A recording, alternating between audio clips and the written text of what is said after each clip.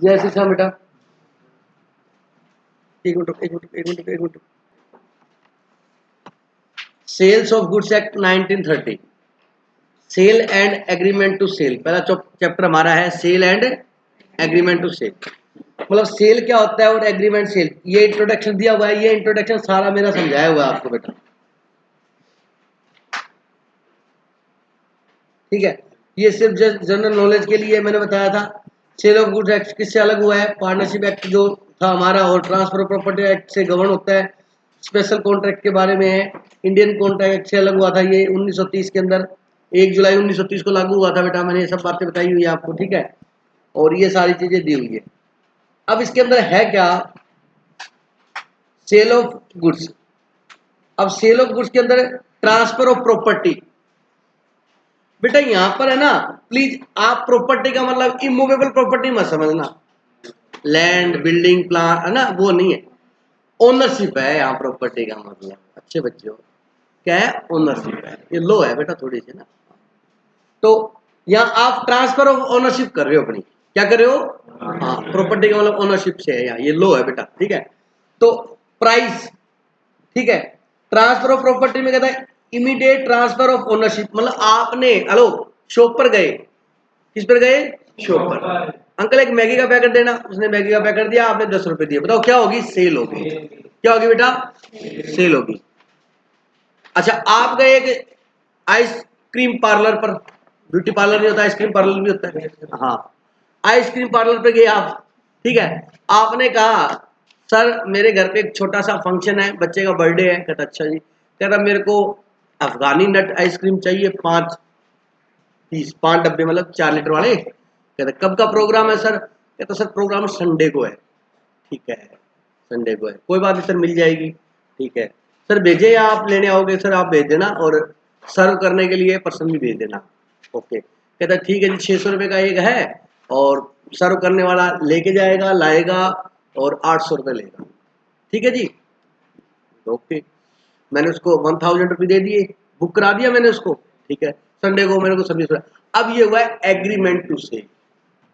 अब क्या हुआ मेरा ये, मैंने उससे एग्रीमेंट कर लिया, अब एग्रीमेंट बताने की जरूरत नहीं मेरे को, प्रपोजल एक्सेप्टेंस, ठीक है ना। इसलिए मैं कह रहा था बेटा कॉन्ट्रैक्ट पढ़ लो सब कुछ हो जाएगा। ये क्या हो गया बेटा, एग्रीमेंट टू सेल। मतलब पहले क्वेश्चन में क्या था, इमीडिएटली ओनरशिप क्या होगी, ट्रांसफर होगी, वो तो सेल होगी बेटा, ठीक है। और ये क्या हो गया, एग्रीमेंट हुआ है कि संडे को वो मेरे को ये क्या करेगा, सेल करेगा, और उसके बाद मैं क्या दूंगा, इसको पेमेंट दूंगा। बट दिनेश सर आप 1000 रुपए दे, वो तो टोकन मनी दे के आए, क्या दे के आए, टोकन मनी, आई बात समझे, ये होता है एग्रीमेंट टू सेल। तो कहता है ट्रांसफर ऑफ प्रॉपर्टी में कहता है इमीडिएट ट्रांसफर ऑफ ओनरशिप, आपने इमीडिएटली ओनरशिप क्या कर दी बेटा, transfer, immediate transfer of ownership, sale हो गया। Ownership is goods not yet transfer, अभी ओनरशिप गुड्स की क्या नहीं है, ट्रांसफर, संडे को होगी ट्रांसफर बेटा, ठीक है। तो ये क्या कहलाएगा, एग्रीमेंट टू सेल, बहुत इंपॉर्टेंट टॉपिक है। सेल और एग्रीमेंट टू सेल में डिफरेंस आता है क्वेश्चन पेपर में, ठीक है। ये ट्रांसफर प्रॉपर्टी के बारे में पढ़ेंगे। उसके बाद दूसरा है सब्जेक्ट मैटर गुड्स, क्या बेटा, सब्जेक्ट मैटर तो पता ही, आप किसके बारे में, आप कोई चीज परचेज कर रहे हो, तो किसी चीज को एसी परचेज कर रहा हूं, तो सब्जेक्ट मैटर क्या है, एसी है। तो इसके अंदर सेल ऑफ गुड्स के अंदर है, सब्जेक्ट मैटर क्या होंगे बेटा, जो आप गुड्स ले रहे हो वो सब्जेक्ट मैटर है, जिसके ऊपर आप डील कर रहे हो बेटा। आप शूज परचेज करने गए प्यूमा के, वहां सब्जेक्ट मैटर गुड्स है, शूज भी गुड्स है बेटा, समझ रहे मेरी बात। आप नए कपड़े परचेज करने गए किसी भी शोरूम पर, वो भी गुड्स है, आप समझ रहे हो। मतलब यहाँ पर कंज्यूमर और वो सेल और परचेज, वो चीजों के बारे में आपको क्या राइट है क्या नहीं है, वो सब कुछ बताया हुआ है। कहता है स्पेसिफिक और असर्टेन और अनअसर्टेन, सुनना, फ्यूचर और कंटीजेंट, ठीक है, फ्यूचर और कंटीजेंट।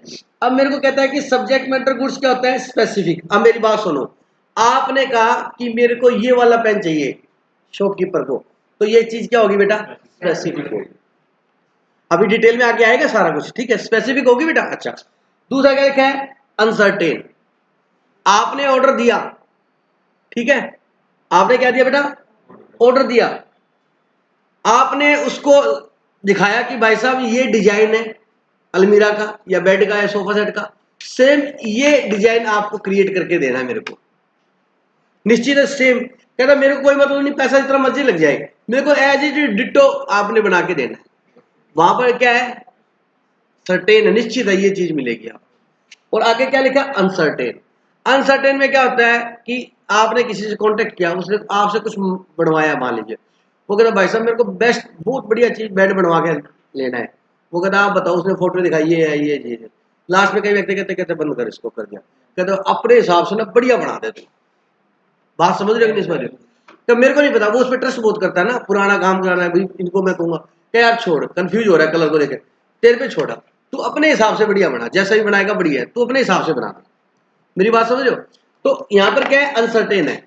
फिर दूसरा एग्जाम्पल ऐसे भी ले सकते हैं कि उसने कहा कि शिप आ गया तो मैं आपको गुड्स दे दूंगा, याद है? शिप आ गया तो हैपनिंग और नॉन हैपनिंग है ना। शिप आ गया तो मैं, आप मेरी बात सुन लो, अभी बता रहा हूँ, कंटीजेंट कॉन्ट्रैक्ट का क्वेश्चन आएगा पेपर में, अभी बता रहा हूँ ये बात, 101% आएगा, ठीक है? तो वहां पर वो कहता है कि अगर मेरे गुड्स आ गए तो मैं तेरे को गुड्स दे दूंगा, ठीक है, और गुड्स नहीं आए तो नहीं दूंगा। वहां पर गुड्स क्या नहीं है, सर्टेन नहीं है, अनसर्टेन हो गया। मतलब इस फॉर्म में भी समझ सकते हो, अनसर्टेनिटी है, और उसकी एग्जिस्टेंस के फॉर्म में भी है, उसके साइज और क्वालिटी के बारे में भी मान सकते हो। जब बढ़ेगी तब पता लगेगा भाई किस नॉलेज क्या है, आगे डिटेल में पढ़ेंगे अपने इसी को। तो यहाँ पर ओनरशिप भी दो ट्रांसफर बताया मैंने आपको, एक तो क्या होता है बेटा सेल, और एक क्या होता है एग्रीमेंट टू सेल। और सब्जेक्ट मैटर क्या होते हैं, goods. Goods specific, certain, uncertain हो सकते हैं, डिटेल में पढ़ेंगे, और फ्यूचर और कंटीजेंट भी हो सकते हैं।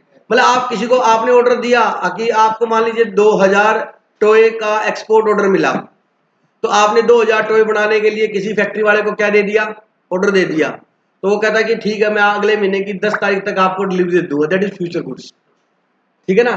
वो क्या कहलाएंगे बेटा, फ्यूचर गुड्स। और कंटीजेंट में मैंने आपको बताया ही बेटा, कंटीजेंट में मतलब गुड्स दे भी सकता और नहीं भी दे सकता। मान लो उसने कॉन्टेक्ट किया, वो कहता है अगर मेरी लेबर आ गई ना तो मैं आपको दे दूंगा, अगर नहीं आई तो मैं नहीं दूंगा। तो ये कहता है यार ये क्या मतलब, कंफर्म बता, कहता भाई साहब कंफर्म यही है मेरे लिए। तो वो कंटीजेंट कॉन्ट्रैक्ट हो गया ना, हैपनिंग और नॉन हैपनिंग। मतलब कंटीजेंट ना आ जाए यहाँ पर, वो कंटीजेंट समझ लेना आप, मतलब वो इवेंट हो गया तो परफॉर्म हो जाएगा, नहीं होगा तो नहीं होगा। वो पॉजिटिव फॉर्म में भी होता है और नेगेटिव में भी होता है। क्रिकेट मैच वाला बताया, पाकिस्तान वाले मैच में हो ही गया बेचारा, है ना? ठीक है, अगर बरसात नहीं हुई तो हम मैच दिखा देंगे, फिर अगले दिन दिखाया आपको, चलो कोई बात नहीं, हाँ जीत गई, ठीक है। तो अभी कुछ भी नहीं है बेटा, सिंपल है, ट्रांसफर ऑफ ओनरशिप, सेल और एग्रीमेंट टू सेल, ठीक है। इसमें सब्जेक्ट मैटर क्या होता है, गुड्स के होता है, और गुड्स कितने टाइप का होता है ये पढ़ेंगे अपने, पढ़ेंगे। अच्छा, उसके बाद क्या लिखा है, प्राइस। प्राइस क्या होता है बेटा, मनी होता है। मतलब सेल के एग्रीमेंट में भी क्या होगा, मनी होगा ही होगा, मनी कंसिडरेशन, ठीक है। उसके बाद इफेक्ट ऑफ कॉन्ट्रैक्ट, कंडीशन और वारंटी पढ़ेंगे इसके अंदर, ये वही पढ़ेंगे। Performance of contract, breach of contract और अनपेड सेल, ये मतलब टॉपिक हम पढ़ेंगे, आप डरना मत, ये मैंने कुछ नहीं समझाया है, थोड़ा थोड़ा समझाया है। ये सारे टॉपिक अपने पढ़ेंगे, इस किसके अंदर पढ़ेंगे, छोटा सा है, क्यूट सा है, ठीक है। चलिए, सबसे पहले कॉन्ट्रैक्ट ऑफ सेल, क्या पढ़ा बेटा, एक कॉन्ट्रैक्ट, हमने कॉन्ट्रैक्ट क्या अभी अभी तक क्या पढ़ रहे थे, सिर्फ कॉन्ट्रैक्ट, एक वर्ड जुड़ा उसके आगे क्या, ठीक है। कॉन्ट्रैक्ट ऑफ सेल मतलब सेल का क्या है कि कॉन्ट्रैक्ट है। एक contract of sale of goods is a contract whereby the seller transfer or agree to transfer, मतलब उसी टाइम ट्रांसफर कर देगा तो सेल हो जाएगा, और एग्री टू ट्रांसफर हो जाएगा तो, आया क्यों नहीं इसमें, अच्छा शॉर्ट फॉर्म में दिया, ठीक है। A contract of sale of goods is a contract where the seller or transfer or agree to transfer, मतलब या तो उसने क्या कर दिया, सेल कर दिया, या उसने क्या कर लिया, एग्रीमेंट कर दिया, क्या करने के लिए, सेल करने के लिए, तो वो क्या कहलाएगा, कॉन्ट्रैक्ट टू सेल कहलाएगा। सुनो बेटा ध्यान से, a contract of sale of goods is a contract, कहता है कि contract of sale of goods is contract तो कहलाएगा जब या तो गुड्स को क्या कर दिया हो, सेल कर दिया हो, या सेल करने के लिए क्या कर लिया हो, एग्रीमेंट कर लिया हो, तो ये दोनों ही क्या कहलाएंगे, कॉन्ट्रैक्ट ऑफ सेल कहलाएंगे। बोलो समझ आ गया? या तो गुड्स सेल कर दिए तो कॉन्ट्रैक्ट टू सेल है, या एग्रीमेंट टू सेल कर लिया तो भी किसका कॉन्ट्रैक्ट है, सेल का ही कॉन्ट्रैक्ट। बोलो बात समझ आएगी? अब वहां पढ़ा था सेक्शन 10 की एसेंशियल, याद है आपको, कॉन्ट्रैक्ट की सेक्शन 10 की क्या पढ़ी थी अपने, एसेंशियल। तुषार क्या पढ़ी थी बता रहा सेक्शन 10 के essential? More than one party, more than one party, agreement और एक्सेप्टेंस, प्रपोजल और acceptance, three legal relation, lawful consideration, certainty, possibility of performance, contractual capacity, हाँ no declare word, legal formality, create to legal relation, lawful object हो गया, certainty बोल दिया। ये सब क्या थे बेटा? पॉसिबिलिटी ऑफ परफॉर्मेंस, ये सब क्या थे? किसके? कॉन्ट्रैक्ट के, कॉन्ट्रैक्ट वैलिड कॉन्ट्रैक्ट के। सेक्शन 10 हो गया। वहां पर ये बताया था सेक्शन 2H बोलता है कि एग्रीमेंट होना चाहिए प्लस इन्फोर्सेबल बाय लॉ होना चाहिए, ठीक है। वो क्या होता है? कॉन्ट्रैक्ट प्लस ये एसेंशियल भी क्या होने चाहिए? पूरे होने चाहिए। डिटेल में ये पूरा था भाई। प्रपोजल होना चाहिए, एक्सेप्टेंस होना चाहिए, मतलब एग्रीमेंट होना चाहिए, और क्या होना चाहिए? इन्फोर्सेबल बाय लॉ प्लस ये, हाँ ये एसेंशियल भी पूरी होनी चाहिए। समझाया? डिटेल में पढ़े तो। सो नॉर्मल 2 नंबर में पूछे तो आपको पता ही है कि प्रपोजल, एक्सेप्टेंस, एग्रीमेंट और इन्फोर्सेबल बाय लॉ है तो कॉन्ट्रैक्ट बनेगा, इन्फोर्सेबल बाय लॉ नहीं है तो कॉन्ट्रैक्ट नहीं बनेगा। ऐसे ही एसेंशियल है किसके? Contract of sale. एक नया वर्ड, एक वर्ड कॉन्ट्रैक्ट, देखो एसेंशियल ऑफ कॉन्ट्रैक्ट, यहां तक तो सेम फीलिंग है, ऑफ सेल। तो भाई साहब आएगा तो वही, थोड़ा सा हल्का सा चेंज हो गया। Number 1 two party, thank you so much. More than one party वाला ही है। कोई डाउट है किसी को? मोर देन वन पार्टी, एक बायर होगा और एक क्या हो सकता है? 2-3 बायर हो, 2-3 सेलर हो, ये भी हो सकता है। एक से ज्यादा ही होगा। खत्म। गुड्स, ये एक नया वर्ड है क्योंकि यहाँ किसका बात हो रही है? सेल की। तो सेल भी किसकी होगी? गुड्स की होगी, ठीक है। तो यहाँ गुड्स के बारे में बता रखा है बेटा। अब सुनो ये क्या कहते हैं। गुड्स जो है वो सारे गुड्स इंक्लूड होंगे except actionable claim, except and money. Money मतलब लीगल टेंडर। क्या बेटा? मनी को क्या बोल? लीगल। याद है मोदी जी ने आगे बोला? तारीख याद है? रात के 12 बजे से लीगल टेंडर नहीं रहेंगे, यही वर्ड दिया था और हाहाकार मच गया था। 8/2000 जो भी था मेरे को भी याद नहीं है। चलो जो जब मैंने मान लिया तो लीगल। अब ये सुनो, ये कहता है इसमें सारे गुड्स आएंगे, चाहे क्रॉप्स है, चाहे समझ रहे हो, घास है, फ्रूट्स है, सब कुछ आएंगे कहता है गुड्स के अंदर, लेकिन वो मूवेबल होने चाहिए। क्या होने चाहिए? मतलब इमूवेबल चीज गुड्स की डेफिनेशन में नहीं आएगी। सर मैंने मकान बेचा तो उस पर गुड सेल एक्ट लागू नहीं होगा, उस पर ट्रांसफर ऑफ प्रॉपर्टी एक्ट है 1882 वो लागू होगा। अलग अलग एक्ट बने हुए। इंडिया में एक्ट की कमी नहीं है, पढ़ने वालों की कमी है, एक्ट की कमी नहीं है, घने एक्ट है। 200 प्लस 400 प्लस लो है इंडिया के अंदर, बहुत लो है इंडिया। एनीवे, तो गुड्स की डेफिनेशन में आप एक्शनेबल क्लेम, एक्शनेबल क्लेम क्या होते हैं? जिसके ऊपर अपने एक्शन ले सकते हैं। लॉटरी टिकट है ना, वो एक्शनेबल क्लेम है। आपको बताओ, क्योंकि आप जो दिखाओगे उसको दिखा के आप क्या कर रहे हो? अपने इनाम को क्या कर रहे हो? क्लेम कर रहे हो, उसका दावा कर रहे हो। समझ रहे मेरी बात को? तो गुड्स में सभी आएंगे, लेकिन एक्शनेबल क्लेम नहीं आएंगे, मनी नहीं आएगी, और इमूवेबल प्रॉपर्टी भी नहीं आएगी, बाकी सब आएंगे, ठीक है। In order to make a contract of sale there must be some goods. Goods means every kind of movable property. Movable property सिर्फ कौन जाएगी? Movable property other than the actionable claim and money. बस यहीं तक है, लेकिन आगे detail दे रखी है। मतलब सभी प्रकार के गुड्स आएंगे मूवेबल, एक्सेप्ट मनी और एक्शनेबल क्लेम। तो मूवेबल लिख दिया तो ये भी क्लियर हो गया कि मूवेबल नहीं आएंगे।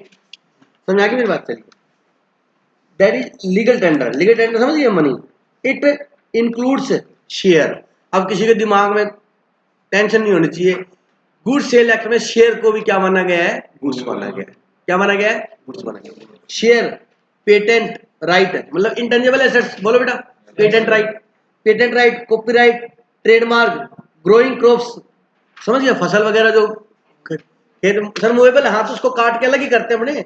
जो भी हमने गेहूं की पैदावार की, सरसों की, तो जब फसल पक जाती तो क्या करते हैं? उसको मूवेबल है वो, या वहीं इमूवेबल रहेगी तो फिर खत्म हो जाएगी वहीं पे वो। समझ रहे हो? तो growing crops, grass, fruit, minerals, water, electricity etcetera, इन सब को क्या माना गया बेटा? गुड्स माना गया है इंडियन गुड्स सेल्स एक्ट के अंदर। इमूवेबल को नहीं मानेंगे, एक्शनेबल क्लेम को नहीं मानेंगे, मनी लीगल टेंडर को नहीं मानेंगे। कोई डाउट है किसी को? सर क्यों बता रहे हो? ये 2 नंबर में गुड्स की डेफिनेशन पूछता है तो आपको ये लिखना, वहां बच्चे की नहीं पड़ी तो अपने हिसाब से लिखेगा। वो चीज जिसको हम खरीदते हैं, जिसको हम बेचते हैं, जिसके लिए हम कुछ पे करते हैं, फिर वो अपनी कहानी तो करेगा ही बेचारा। अकल से बात है, वो अपने हिसाब से गुड्स को डिफाइन करेगा। गुड्स को एक जगह से दूसरी जगह पे ले जाने के लिए ट्रक का यूज होता है, कई बार रेलगाड़ी का भी यूज कर लेते हैं। फिर ऐसा ऐसा लिखेगा वो सोच सोच के बेचारा, उसके दिमाग में जो उस टाइम क्लिक करेगा वो लिखेगा। But immovable property can't be subject matter to the contract of the sale, मैंने बता दिया। बोलो बेटा बोलो। बट इमूवेबल प्रॉपर्टी इसके अंदर नहीं आएगी। तो नंबर 1 एसेंशियल क्या बेटा? मोर देन 1 पार्टी, सेम रखो, 2 पार्टी लिखा, मोर देन 1 पार्टी।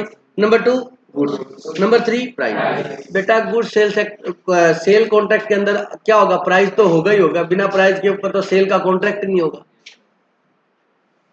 वहां क्या पढ़ा था हमने? कंसिडरेशन होना चाहिए। यहाँ क्या करे? प्राइस। प्राइस मतलब कंसिडरेशन ही हो गया, तो वही सेम एसेंशियल है। One of the most essential elements of the contract of sale है is price. Price means the money consideration for sale of goods. कोई दिक्कत है? जो कंसिडरेशन हम उसको क्या करेंगे? उस चीज के बदले में पे करेंगे। ठीक है जी। It is consideration paid or agreed to be paid by the buyer to seller. वो कहता है उसने पे कर दिया, या पे करने के लिए उसने एग्रीमेंट कर लिया कि भाई साहब उधार 1 महीने बाद दूंगा यार, 10 दिन बाद दे दूंगा, या तो पे कर दिया, एग्रीमेंट टू पे कर लिया। ठीक है जी। If the property of goods is voluntarily transferred without any consideration it is a gift. अगर बिना किसी पैसे के दी जा रही है तो वो बेटा फिर क्या है? सेल नहीं है, वो गिफ्ट है। तो उसे हम क्या मानेंगे? कोई डाउट है क्या? तो पहला सेम मोर देन 1 पार्टी, दूसरा क्या बड़ा? गुड्स, तीसरा क्या बड़ा? प्राइस मतलब कंसिडरेशन। क्लियर है? चलिए, if goods are exchange for goods it is a barter. ये पढ़ोगे आप, बार्टर पढ़ा ना? पुराने जमाने में ये होता था। हाँ, गांव में कोई मैंने एग्जांपल भी दिया था आपको। हाँ, आते थे ना। हाँ, जैसे पहले भी होता था बहुत, क्योंकि जैसे कोई वेजिटेबल वाला आया, फ्रूट वाला आया, आइसक्रीम वाला आया ना, तो घर वाले क्या करते थे? वो गेहूं डाल के ले आते थे, वो तोलते थे, तोल के कहता भाई ये कितने का हो गया? कहता 20 के, 20 का सामान है। मतलब वो अपने घर से अनाज वगैरह देते थे, बदले में चीज लेते थे। तो बार्टर होता है, बार्टर, बिल्कुल बेटा। ठीक है। If goods are exchange for goods it is a barter and not a sale. मतलब वो तो क्या हो गया? एक्सचेंज हो गया। ठीक है जी, फिर वो सेल नहीं माना जाएगा अब यहाँ पर अपने। Similarly where goods are given in consideration for the work or labour done or for rent for any valuable consideration other than money is not a sale. आप लेबर वाला को तो सर्विस प्रोवाइड कर रहा है, वो सेल की definition में नहीं आएगा। अब एम्प्लॉय रखा हुआ है, कहता मैं इसको सेल कर रहा हूँ, एम्प्लॉय को सेल नहीं कर रहा, वो अपनी सर्विस दे रहा है, मैं उसको उसकी लेबर दे रहा हूँ। वो सेल कॉन्ट्रैक्ट नहीं है, वो सर्विस कॉन्ट्रैक्ट है। समझ आया कि नहीं आया? तो इसमें नहीं आएगा बेटा। ट्रांसफर ऑफ प्रॉपर्टी मैंने बता दिया, ओनरशिप का ट्रांसफर होगा ही होगा। अगला उसकी क्या दे रहा है? कंसिडरेशन दे रहा है, तो वो उसको क्या करेगा? पे करेगा। ठीक है ना? तो in a contract of sale the seller must transfer or agree to transfer to the general property in the goods or to the buyer. क्या लिखा बेटा? जनरल प्रॉपर्टी मतलब जनरल ओनरशिप। 2 तरीके की ओनरशिप होती है, जनरल और स्पेशल। क्या होती है? यहाँ स्पेशल लिखी नहीं हुई है, लेकिन मैं बता देता हूँ क्या होती है। स्पेशल जनरल ओनरशिप में क्या होता है कि जैसे आपने पेमेंट की, क्या की बेटा?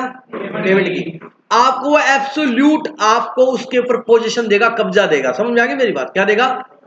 एक बात और बता दूं, मैं ये गुड सिलेक्टर समझाते समझाते हुए कई बार बाई चांस गलती से इमूवेबल प्रॉपर्टी का एग्जांपल दे जाऊं तो वो समझाने के लिए है, लेकिन आप इमूवेबल प्रॉपर्टी को गुड्स मत मान लेना।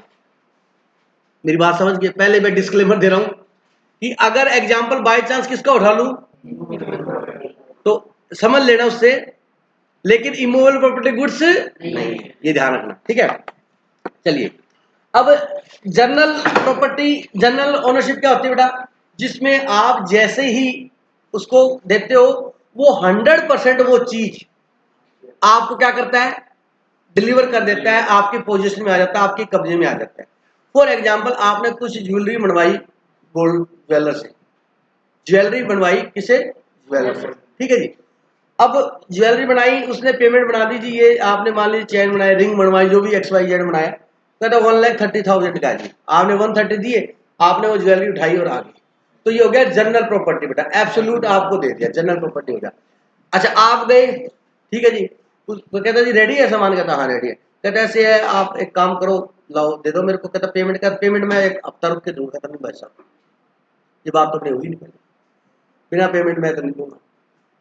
कहता यार हमारे शादी घर में, कहता होगी बेटा, आपकी शादी मैंने बर्बादी थोड़ी करानी है, फिर बात समझे कि तो उसने क्या कर दिया, कहता कोई बात नहीं, कब शादी है, नेक्स्ट वीक है, नेक्स्ट वीक तक पेमेंट देना, ये मेरे पास पड़ा है, आप ले जाना बात, मैं किसी और को दूंगा नहीं, मैं तो आपके लिए आपके ऑर्डर में बनाया है, मैंने तो आपके ऑर्डर में बनाया है, जब तक आप मेरे को पेमेंट नहीं करोगे इसकी मैं पोजीशन नहीं दूंगा, मतलब आपका है ये मेरे पास सेफ रखा हुआ है, लॉकर चार्जेस भी नहीं लूंगा आपसे मैं, मेरे लॉकर में सेफ रखा हुआ है और लॉकर का चार्ज भी नहीं लेता, टेंशन मत लो, आप 10 दिन बाद ले जाना, ये रखा हुआ ये, लेकिन कब दूंगा,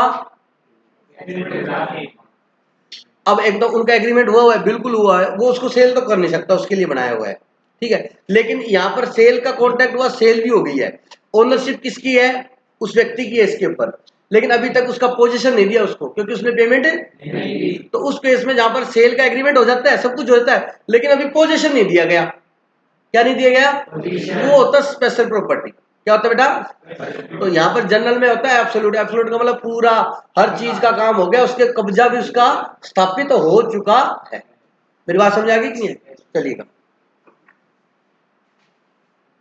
ट्रांसफर ऑफ प्रॉपर्टी हो गया, फ्री कंसेंट है, बताऊंगा नहीं, मैं पहले बता रहा हूं, बता के मैं दे मेरे को अभी दे यार, सेल और एग्रीमेंट टू सेल, ये बता दिया मैंने, मतलब कॉन्ट्रैक्ट ऑफ सेल के अंदर या तो क्या हो सकती है, सेल हो सकती है, या सेल करने के लिए एग्रीमेंट भी हो सकता है, ठीक है, धन्यवाद। एसेंशियल एलिमेंट ऑफ कॉन्ट्रैक्ट, तो वो कॉन्ट्रैक्ट 10 सेक्शन 10 के सारे एसेंशियल यहाँ पर भी पूरे होने, कोई डाउट है किसी को, धन्यवाद। अब अगला टॉपिक हमारा है sale versus agreement to cell,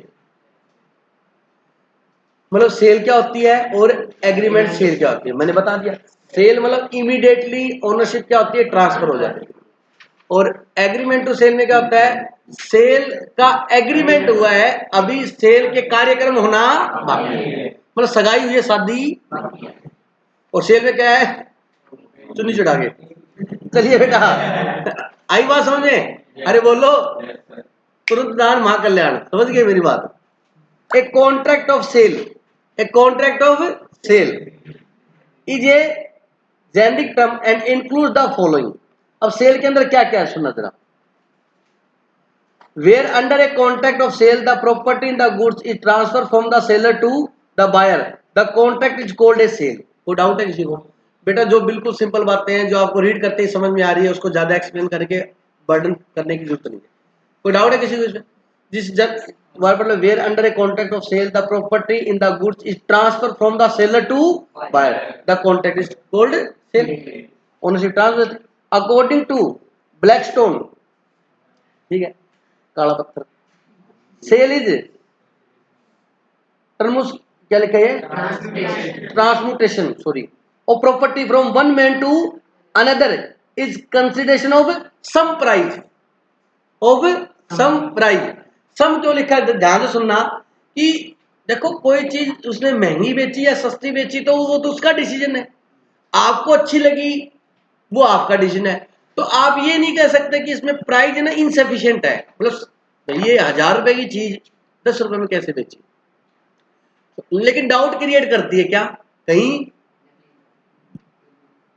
कहीं फ्रॉड तो नहीं हुआ, याद है यार मैंने बताया वो आपको, मैंने वहां बताया वो ये बात कि इनसफिशिएंट कंसीडरेशन वैलिड है, लेकिन एक डाउट क्रिएट करता है कहीं नकली तो ना हो कहीं फ्रॉड तो नहीं हुआ, मेरी बात समझे कि नहीं समझे, तो इसके अंदर ये कहता है, इसके अंदर आपके सेल के कॉन्ट्रैक्ट के अंदर है, आपको प्रॉपर्टी जब उसको ट्रांसफर हो रही है तो उसमें कोई ना कोई क्या होना चाहिए, प्राइस होना चाहिए, क्या होना चाहिए, प्राइस होना चाहिए, फिर वो सेल बन जाए, आगे बात में एग्जाम्पल दे रखा है बिल्कुल simple, a sale is motorcycle to be of rupee 10,000. It is a sale since the ownership of motorcycle is transferred to इन्हें भी मोटरसाइकिल 10,000 बेची और उसमें बाइक दे 10,000 में, तो ट्रांसफर हो चुकी है, क्या है, सेल। ऐसे ही किसका एग्जांपल दिया हुआ है? एक बात तो, आप बाइक फाइनेंस कराते हो ना, नहीं, वो एग्रीमेंट टू सेल है। उस पे आप देखना किसी के घर पे हो, पक्का होगी, ऐसे हो ही नहीं सकता किसी ने फाइनेंस करा के बाइक ना ले रखी हो। लिखा होगा एग्रीमेंट टू सेल या हायर परचेज लिखा होगा उसके ऊपर। क्या लिखा होगा? Hire purchase. ये देख विशाल अहमद लिखा है बेटा, हायर परचेज उसके वही होती है, उसमें वही होता है। इसकी कहानी बताऊंगा आपको। एग्रीमेंट टू, पहले क्या होता था, सुनो मेरी बात, पहले क्या होता था, जो फाइनेंस के कॉन्ट्रैक्ट होते हैं ना, बाइक कार वगैरह फाइनेंस कराते थे, तो वो एग्रीमेंट टू सेल होता था। पहले पहले बहुत क्या होता था, मतलब उन्होंने एग्रीमेंट किया क्या करने का, सेल करने का। तो क्या होता था, मान लीजिए हीरो वाला, हीरो की बाइक ली आपने, हीरो की बाइक आपने ली, आपने वहां से फाइनेंस करवा ली, वो एक एग्रीमेंट लिखते थे, एग्रीमेंट टू सेल, कि हम आपको क्या कर रहे हैं, सेल का एग्रीमेंट कर रहे हैं। ठीक है भाई, हमने तेरे को सेल करने का क्या कर लिया, एग्रीमेंट कर लिया, और तू इसको क्या करेगा, जब सारी इंस्टॉलमेंट क्या कर देगा, पे कर देगा, तो हम इसकी ये जो है ओनरशिप तेरे को ट्रांसफर कर देंगे। होता ना, सब सारी इंस्टॉलमेंट पे हो जाती है तो कहते हैं एनओसी ले गया, वो नो ऑब्जेक्शन सर्टिफिकेट बोलते हैं एनओसी को। एनओसी को नो ऑब्जेक्शन सर्टिफिकेट, मतलब उस फाइनेंस कंपनी को कोई ऑब्जेक्शन नहीं है, हमने सारी किस्तें भर दी है, तो एनओसी देगा, हम वहां जाके और आरटी ऑफिस में जाके अपने नाम करवा लेते हैं उसको। समझ आई मेरी बात? ये सब लीगल टर्म्स हैं। तो सुना जरा बात, तो पहले क्या होता था, एग्रीमेंट टू सेल होते थे। क्या होते थे बेटा? अब क्या होता था लास्ट में, एग्रीमेंट टू सेल। ठीक है, तो एग्रीमेंट टू सेल में क्या होता था कि आपने अब हायर परचेज होता है, वो तो अभी बाद में बताऊंगा, पहले एग्रीमेंट टू सेल बता रहा हूँ। अब आपने फाइनेंस कराई 50,000 रुपए में, बाइक फाइनेंस कराई, आपने डाउन पेमेंट दे दी 20,000 रुपए, होता है कितना रह गया, 30,000 की आपने 2-2 हजार की 15 किस्तें बनवा ली। ठीक है, फॉर एग्जाम्पल आपने 5, 7, 7, 8, 10 किस्तें दी, उसके बाद किस्त देनी बंद हो गया, कोई फाइनेंशियल प्रॉब्लम होगी, तो वो क्या होते थे, आते थे आपके पास, आपने इंस्टॉलमेंट नहीं दी, फिर दोबारा तीसरी चौथी बार आपके वो बाइक ले जाते थे। ऐसा होता है, अभी भी ले जाते हैं, आप नहीं भरते तो वो व्हीकल आपका ले जाते हैं। ठीक है, फिर क्या होता था, जिसने वो बाइक खरीदी थी, फिर वो केस करते थे कोर्ट में, फिर वो कोर्ट पे जाता था, तो कोर्ट क्या होता था, कस्टमर की सुनता था उस टाइम। वो कहता था ये मेरी बाइक ले ही नहीं सकते, इन्होंने ले कैसे ली, इन्होंने, कहते कैसे, कहते इन्होंने मेरे को सेल की है, कहते कहाँ सेल की, कहता ये एग्रीमेंट टू सेल।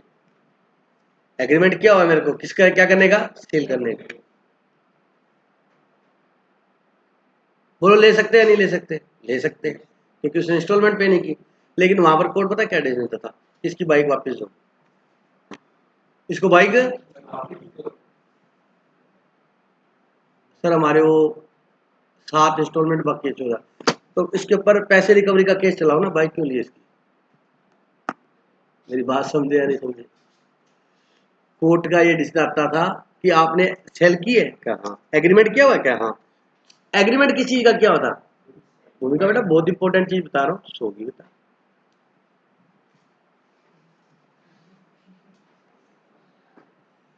आपने सेल का एग्रीमेंट किया था, आपने तो अल्टीमेटली ये चीज क्या करनी थी, इसको सेल करनी थी, सेल करनी थी। वो कहते ये देखो जी एग्रीमेंट टू सेल, इसने इसकी इच्छा थी सेल करने की और मेरी इच्छा लेने की, तो इस केस में मैंने इसको पैसे नहीं दिए। अगर बायर ने सेलर को पेमेंट नहीं किया है, तो वो सेलर अनपेड सेलर कहलाता है। क्या कहलाता है? उसको पेमेंट नहीं हुई तो अनपेड सेलर है। और तो रिकवरी के लिए केस कर सकता है, पैसे की रिकवरी के लिए केस कर, बाइक उसको वापस मिल जाती थी। अब ये दिक्कत होगी, अब वो पैसा आपको पता ही है, पैसे की रिकवरी इंडिया में बहुत हार्ड है। लोग नेट लेके कनेक्शन जियो का लगा के हटा के दूसरा लगा लेते, कौन सी रिकवरी कराते हैं। आपने कई बार गेम खेला होगा भाई, जियो का फाइबर कनेक्शन आया था, हाँ, वो कहता है 1 महीने फ्री है, आपने फ्री लगाया, पहले 6 महीने फ्री दे रहे थे, लगाया होगा, उसके बाद 1-2 महीने और यूज करते हैं वो पेमेंट, उसके बाद वो हटवा देते हैं, फिर दूसरा लगवा लेते हैं और किसी नाम से, फिर 6 महीने उसकी आनंद लेते हैं, फिर कहते हैं उसको ले जा, फिर वो दूसरा ले आते हैं। जियो ने निकाली थी ये, आपके पंजाब में निकाली नहीं निकाली, यहाँ तो निकाली हुई थी बेटा, 6 मंथ फ्री था, ठीक है, 6 महीने फिर आप प्लीज सुनो। स्टार्टिंग में लॉन्च हुआ था अपनी गाड़ी, आई बात समझ यहाँ पर। तो ये होता था। फिर क्या हुआ, जो फाइनेंस कंपनियां थी वो थोड़ा अवेयर हुई, अरे गलत है, अगर इसकी बाइक हमारे कब्जे में होती ना, मतलब ये बाइक हमारे ये तो हमारे पैसे की बाइक चला रहा है, पैसे इसने दिए नहीं, और बाइक की भी कोर्ट ने डिसीजन दे दिया कि तू ले जा। तो क्या किया, ध्यान से सुनना, गवर्नमेंट ने एक नया एक्ट था हमारा, हायर परचेज एक्ट। तो उसके बाद फाइनेंस कंपनी जब भी फाइनेंस करती है ना व्हीकल को, तो वो एग्रीमेंट टू सेल एग्रीमेंट नहीं करती, वो कौन सा एग्रीमेंट साइन कराती है, हायर परचेज। अब आप कितने भी फाइनेंस हो ना, निकाल के देखना हायर परचेज लिखा हुआ है, उसको क्या लिखा हुआ है, hire purchase agreement. Hire purchase में क्या होता है, सुनो, हायर परचेज मतलब उसने इसको किराए के लिए दिया है। हायर का मतलब क्या, किराए पे, बोले वो बाइक बेची नहीं है, कहता मैंने इसको चलाने के लिए दी है, किस पे, किराए पे, और इसका किराया हर महीने इंस्टॉलमेंट के रूप में दे रहा है मेरे को। अगर मेरे को इंस्टॉलमेंट नहीं दी, इसने किराया नहीं दिया, तो मैं मेरी चीज वापस लूंगा, ये तो मैं। और बाइक जब तक, और वो बाइक है ना, जिस कंपनी ने फाइनेंस किया उसके नाम से आरसी होती है उसकी, आप चेक कर लेना, आपके नाम से आरसी नहीं मिलेगी उसकी। आईसीआईसी बैंक ने फाइनेंस किया तो आरसी किसके नाम से होगी, आईसीआईसी, मतलब ओनर कौन है, आईसीआईसी बैंक है, एचडीएफसी बैंक है, एसबीआई बैंक है, समझ रहे मेरी बात को, उनके नाम होती है आरसी, हाइपोथिकेशन लिखा होता है उसके ऊपर, क्या लिखा होता है, हाइपोथिकेशन, ठीक है, लिखा होता है उसके ऊपर। अब वो हायर परचेज एग्रीमेंट किया, हायर परचेज, कहता है ये मेरे से किराए के लिए परचेज करके गया मेरे को, और उसमें ये लिखता है कि हमने इसको दिया है, ये हमारे को ये ऐसे ऐसे इंस्टॉलमेंट पे करेगा, जब ये लास्ट इंस्टॉलमेंट पे कर देगा तब इसको इसकी हम क्या कर देंगे, सेल कर देंगे, ये लिखा होता है। कहता है इसने लास्ट इंस्टॉलमेंट पे नहीं किया तो हमने इसको सेल की नहीं, हमने तो किराए पे चलने के लिए दी थी। तो उस केस में क्या करता है, जो फाइनेंस कंपनी है वो बाइक गाड़ी ला के खड़ी कर देते हैं, इंस्टॉलमेंट भरवा। अब कोर्ट कहता भाई साहब ये तो सेल तो की नहीं इसने तेरे को, इसने तो आपको हायर परचेज किया था कि सर इसमें ये लिखा, और कहता सेल का ये लिखा हुआ है कि लास्ट इंस्टॉलमेंट दे देगा ना क्या, तो हम आपको क्या करेंगे, सेल करेंगे, आपने सेल की नहीं आपको। तो फिर इंश्योरेंस कंपनी, जो फाइनेंस कंपनी ने बंद किया एग्रीमेंट टू सेल करना, और क्या करना स्टार्ट किया, हायर परचेज करना, है वही बट लॉ को तरीके से यूज किया। आज बेटा आगे आएगा अपने हायर परचेज, इसमें है एक टॉपिक, छोटा सा टॉपिक है, सुनो। Agreement to sale, where the transfer of the property in the goods is to take place at future। Ownership transfer कब होगी, फ्यूचर में। अभी उसका क्या हो रहा है, एग्रीमेंट हो रहा है, समझ आ गई मेरी बात, एट फ्यूचर टाइम और सब्जेक्ट टू सम कंडीशन, और कुछ कंडीशन पूरी होने के बाद। कंडीशन क्या है कि तू मेरे को पेमेंट देगा तब दूंगा मैं तेरे को, समझाया।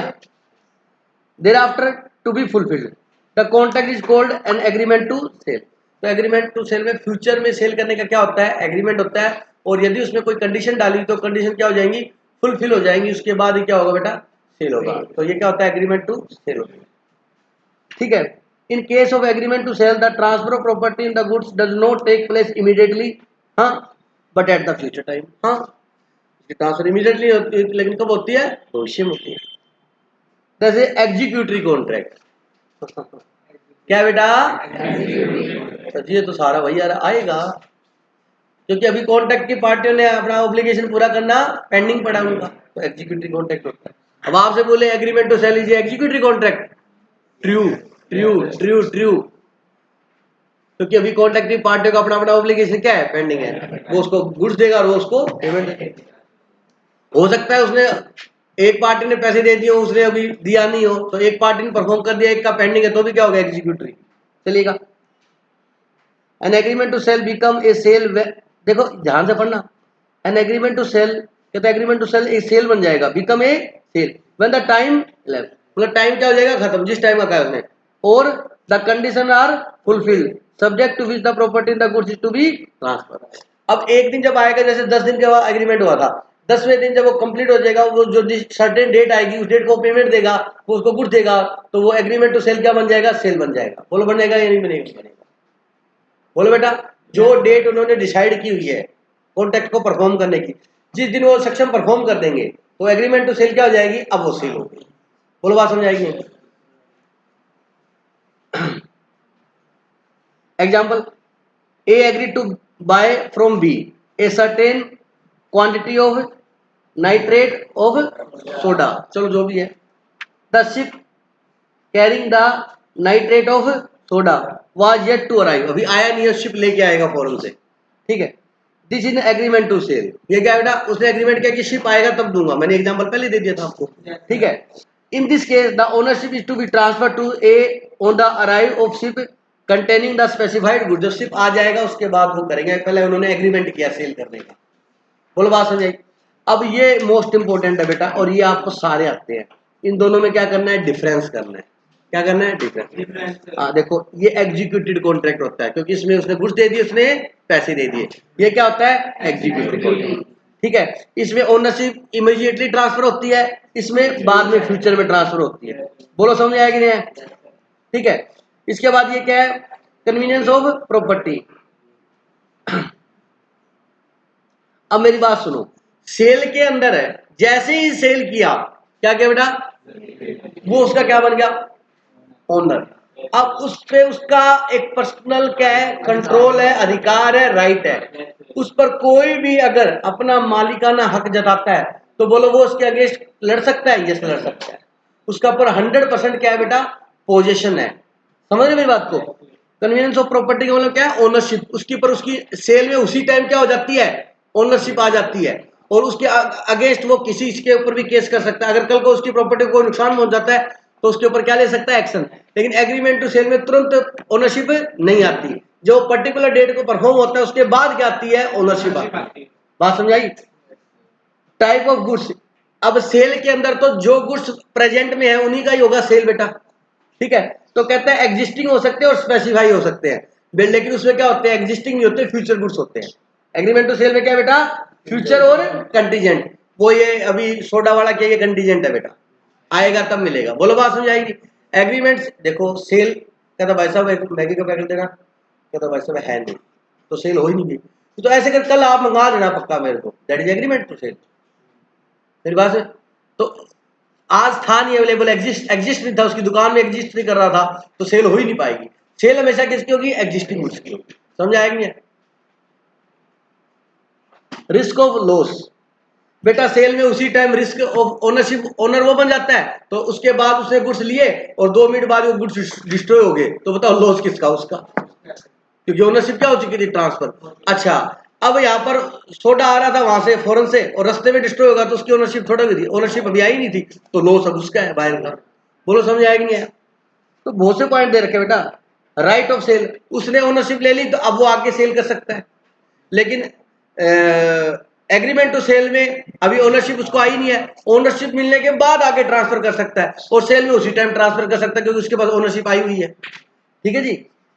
राइट ऑफ बायर, इंसॉल्वेंसी और इंसॉल्वेंसी ऑफ द सेलर, ये आप है ना रीड कर लेना, कल समझाऊंगा। अब मेरे को अकाउंट्स करवानी है, ठीक है।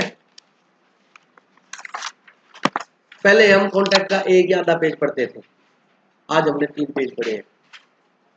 समझ गए होंगे आप।